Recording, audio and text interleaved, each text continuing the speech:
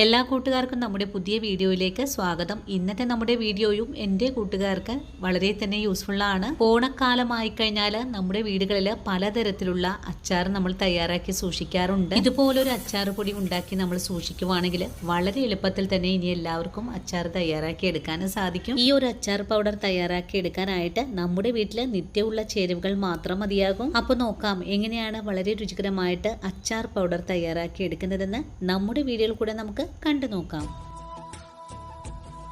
ഇനി നമുക്ക് അച്ചാർ പൗഡർ തയ്യാറാക്കാൻ തുടങ്ങാം. ഇതിനായിട്ടൊരു പാൻ അടുപ്പിലേക്ക് വെച്ചിട്ടുണ്ട്. പാൻ ഒന്ന് ചൂടായി വരട്ടെ. പാൻ ചൂടായി കഴിഞ്ഞാൽ ഫ്ലെയിം അങ്ങ് കുറച്ച് വെച്ച് കൊടുക്കാം. 30 മില്ലിഗ്രാം അളവില് കടുകാണ് ചേർക്കുന്നത്. നിങ്ങളുടെ കൈവശം കടുകിന് പകരമായിട്ട് കടുക് പരിപ്പുണ്ടെങ്കിൽ അതെടുത്താലും കുഴപ്പമൊന്നുമില്ല.